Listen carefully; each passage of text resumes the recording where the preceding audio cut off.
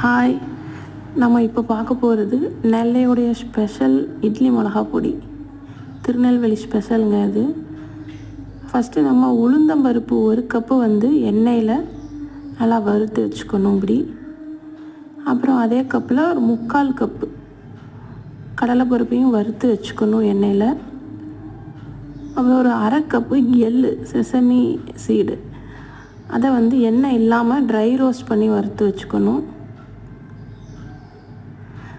அது தேவையான அளவு பொடி பெருங்காயம் போட்டுக்கலாம். நான் இதில் கட்டி பெருங்காயம் போட்டிருக்குறேன். இந்த எள்ளு எண்ணெய் இல்லாமல் நல்லா டப் டப்னு சவுண்டு வர வரைக்கும் வறுத்துக்கணும். இதில் முருங்கைக்கீரை இலை போட்டிருக்கிறேன் நான். நீங்கள் ஏதாவது ஒரு கீரையும் போட்டுக்கலாம், அப்படி இல்லைன்னா கருவேப்பிலை போட்டுக்கலாம். ட்ரை ரோஸ்ட் பண்ணி எடுத்துகிட்டு ஒரு 12 பல் பூண்டு அதையும் இதில் சேர்த்துக்கணும். முருங்கைக்கீரை கையில் எடுத்தால் நொறுங்கணும், அதுதான் பக்குவம். அது வரைக்கும் வறுத்துக்கணும். தனியாக தட்டில் எடுத்து வச்சுக்கோங்க.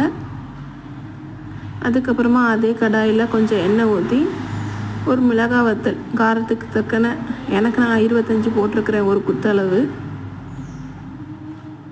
போட்டு நல்லா நல்லா எண்ணெயிலே வறுக்கணும். தனியாக எடுத்து வச்சுட்டு ஒரு காஞ்ச மிக்ஸி ஜார் எடுக்கணும். எடுத்து இந்த மிளகாய் வத்தலை மட்டும் தனியாக அரைக்கணும். தேவையான அளவு உப்பு போட்டுக்கோங்க. தேவையான அளவு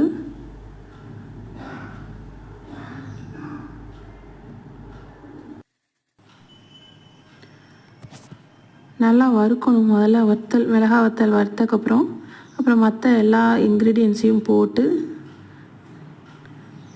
நல்லா லைட்டாக பல்ஸ் விட்டு மீடியம் ஸ்பீட்லேயே நல்லா அரைங்க. அரைச்சக்கப்புறம் இடையில எடுத்து கிளறி விடணும்.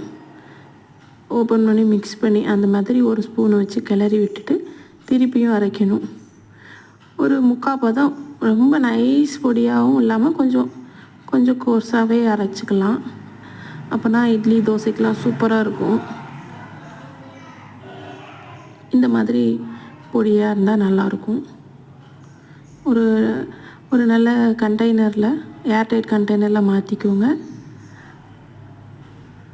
அப்படியே நல்லா ஒரு 2 ஸ்பூன் எடுத்து நல்லெண்ணெய் ஊற்றி எடுத்து சாப்பிட்டோன்னா அவ்வளோ ருசியாக இருக்கும்.